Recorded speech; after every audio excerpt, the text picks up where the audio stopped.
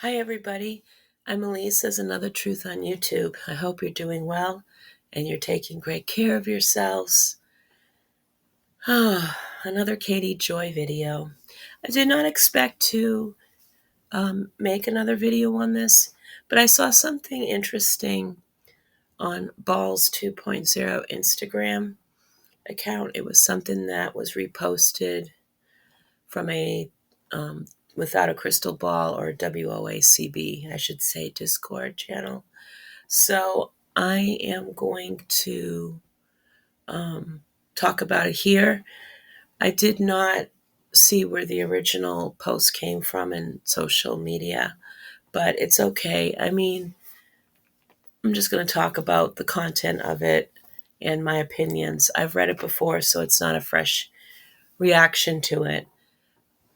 I do want to offer a content warning, though, because I am going to bring up hard words like suicide, death, exploitation, psychological warfare, exploitation, and being paid for it, and so on.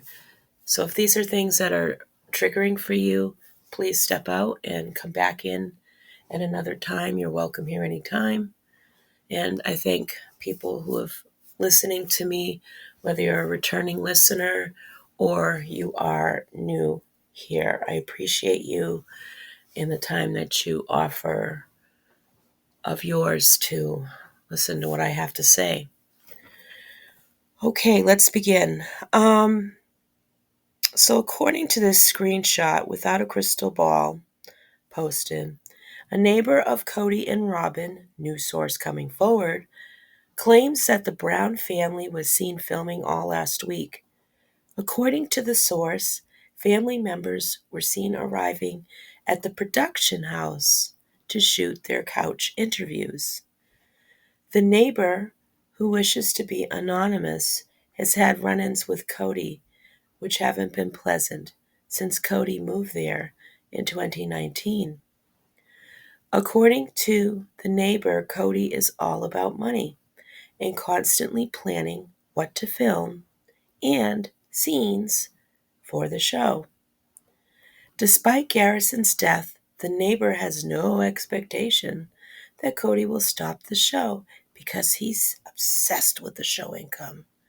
Now I'm going to break halfway here. I mean, there's more after, but I want to offer my thoughts to the first half of this. So let me explain something here. Katie Joy, Without a Crystal Ball, is the queen of irony meter busting.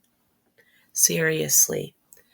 This is a content creator, a gossiper, an exploiter of vulnerable people who has made a pretty penny exploiting Garrison Brown's passing, has exploited the trauma and sorrow of Garrison's surviving family, has contributed to their angst because apparently, according to another post that Balls made, it seems like the Brown family are onto the people, perhaps Katie Joy, who are harassing them, who are trolling them. So Katie's abuse of this family, emotional abuse, psychological abuse of this family, has reached the Browns, from what I have read. And again, Katie Joy has made a pretty penny from it. Now, I went on to X, formerly Twitter, just to find anything else. And I did come across a content, I can't call them tweets anymore. What are they? Well, a post on X. I don't remember the creator's name. I'm sorry. But if this is you, I'm referencing you in a respectful manner. So this person claimed that Katie Joy had made $200,000 in all of the videos that she has made on this topic. Now, I went to Katie Joy's Social Blade. Now, I take everything with a grain of salt. If I were to estimate her earnings, even her projected earnings or the earnings for the month, well, the projected earnings are different. I mean, over time, I'm sure she'll reach that amount. I don't think she has reached that amount since she started this, but it could increase. So I don't think she has made $200,000 that I know of, but I could be wrong. I could be wrong. Whether she has made one penny from it or $200,000 from it, she still made money exploiting this family. She still made money on the suicide and the death, the untimely, unfortunate passing of the Browns family member. And she, using her sock puppet, finger puppet, her imaginary source, herself, or a real source, stated that Cody is doing that. I think personally there is no other source forthcoming.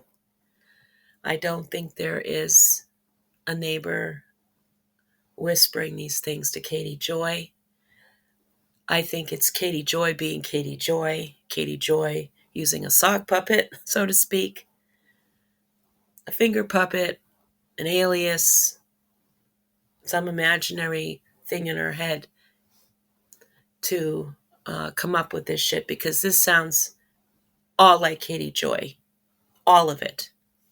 Even when I go on to read it, you'll see what I mean. It's utterly Katie Joy's nonsense. And Katie Joy's ignorance prevails in this post. This is a Katie Joy post. In my opinion, as always, my videos are based on my opinions, perspectives, observations, and understanding of other people's opinions and whatever facts are available. So I don't know, but I clearly think that this is a Katie Joy bitch move, but oh well.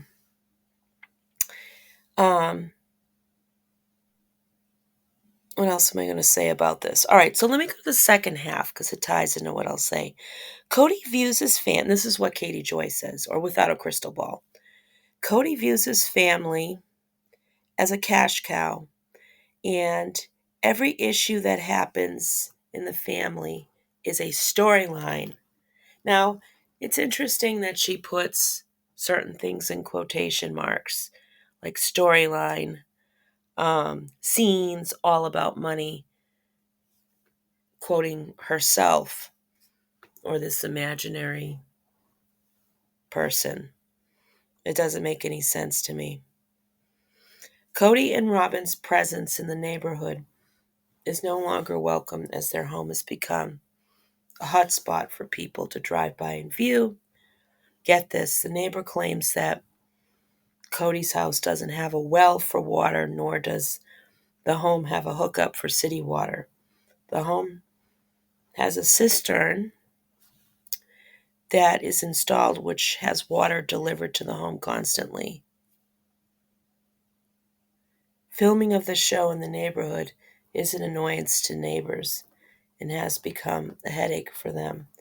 Cody's going to milk Garrison's death for every last, and that's where it cuts off. Now, I'm not sure what the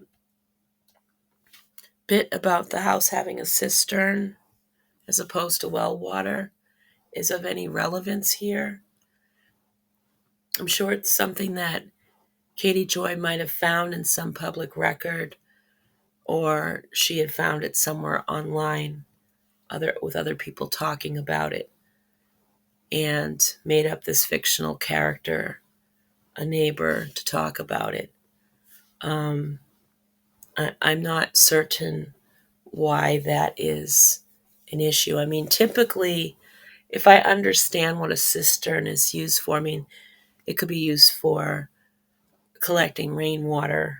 I mean, there could be a lot of reasons for it. I don't want to get into it because it's it could be something, but it most likely it's not.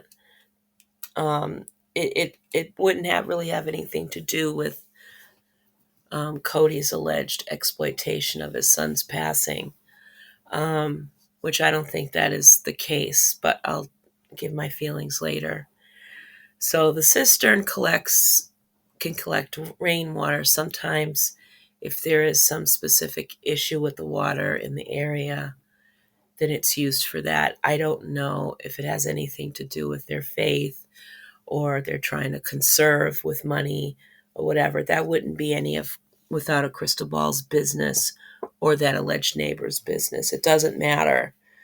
Um, whether they use their home as a production house, their own house, whatever is the case, it's really none of the neighbor's business and it's none of Katie Joy's business. Now, as far as people coming and going, yeah, that can be a nuisance to people, especially around this. But, people like Katie Joy who've exploited this family have not made the situation any better. So, of course, they're going to treat the Browns like they are circus freaks and invade their privacy and cause problems for the family. And this is probably one of Katie Joy's intention with all of this because she is a vindictive jerk. And I also want to say that whether or not Cody Brown uses this, uses his own experience with losing a child in a show, he would have every right to do that. I'm not saying it's right. I'm sure it would have to be ultimately a family decision, but it's his experience. It's their story. It's not Katie Joy's story. Katie Joy made money off of somebody else's tragic story. Okay? But Cody Brown can't do that on his own, with his own life experience. Katie Joy wants to be the only person capitalizing off of other people's experiences while at the same time denouncing them. This is not a neighbor speaking. This is Katie Joy speaking. And her disgusting double standards and her nonsensical, idiotic crap. This makes no sense at all. I have no proof that Katie Joy is doing this all by herself, but this is Katie Joy's words.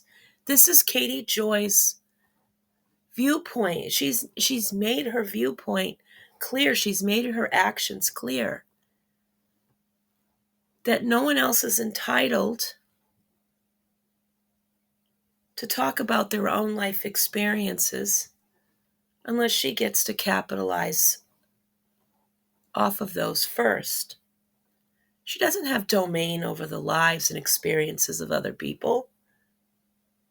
And she certainly shouldn't be speaking on exploitation. She's done this already.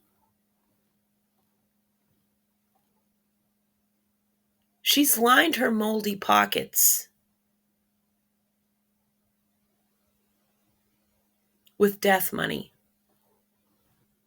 from exploiting this horrible, horrible tragedy.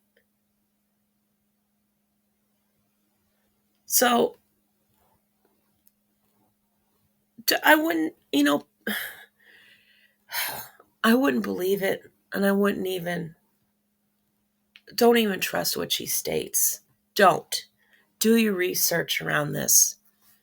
It's likely that Katie Joy picked up something she saw, decided that she was going to make it on her own, make it as her own, pretend there's some source behind it, to be able to express her opinions without being called out for it. Well, I'm calling her out for it. She's a lying sack of shit. That is my opinion. So that's it. That's all I have to say on this matter. If it comes up again somewhere else, I will address it. And thank you very much for listening to me.